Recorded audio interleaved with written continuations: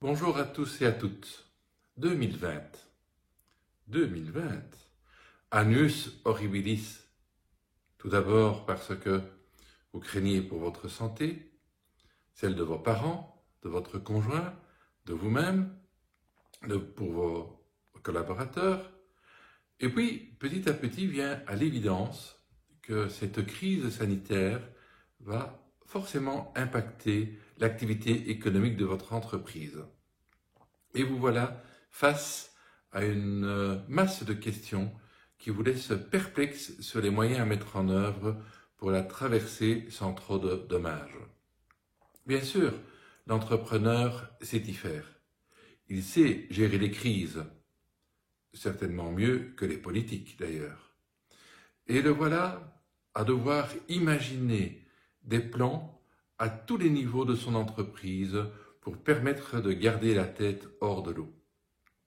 En premier lieu, s'inquiéter de la santé physique et mentale de ses salariés, les rassurer, les convaincre que les mesures de chômage temporaire ne leur laisseront pas de dommages collatéraux, les aider, les accompagner, trouver des solutions pour que le travail puisse se poursuivre dans des conditions les plus agréables qui soient, tant pour eux que pour l'entreprise. Et donc, en vitesse, en quatrième vitesse, la digitalisation, les équipements informatiques se retrouvent calés à domicile afin que la base puisse permettre à l'entreprise de se maintenir. Sur place, les ouvriers, la distanciation sociale, le port du masque obligatoire, les tests demandent au RH, évidemment, une main de fer dans un gant de velours.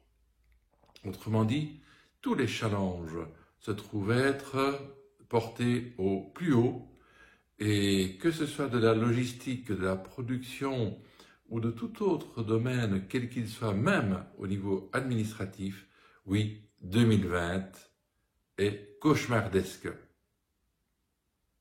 Et encore, certains s'en trouvent encore beaucoup plus mal lotis puisqu'il leur est strictement interdit de travailler, tout simplement. Leur usine doit fermer. Et donc, face, je dirais, à cette incapacité économique de se maintenir, les entrepreneurs se trouvent être totalement largués par les systèmes classiques. Que faut-il retenir de cette année 2020 ? Eh bien que la proximité dans la famille, auprès des salariés, avec les fournisseurs et bien sûr les contacts rapprochés avec les banquiers et d'autres institutions ont permis de se serrer les coudes puisqu'il n'y a que la solidarité qui permet de sortir la tête haute de ce genre de situation totalement exceptionnelle et totalement imprévue. 2020, bien sûr, aura permis d'optimiser au maximum tous les rouages de l'entreprise, je le dis bien, à tous les niveaux. Il aura fallu innover pour que l'outil, travaillant moins, les résultats puissent être plus ou moins maintenus. Tant et si bien qu'à la sortie de cette crise, ces mêmes processus seront préservés.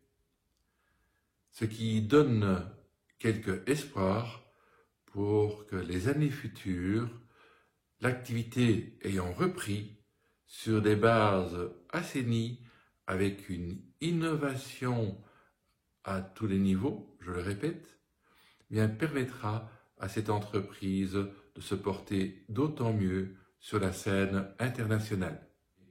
2021 est rempli de promesses. Il va falloir retrousser ses manches pour recréer toute l'activité qui aurait été perdue, mais l'entrepreneur sait y faire. Et nul doute qu'en fin 2021, nous aurons retrouvé le sourire parce que nous aurons mis notre imagination notre savoir-faire, notre capacité de travail au service de l'entreprise et de ses salariés.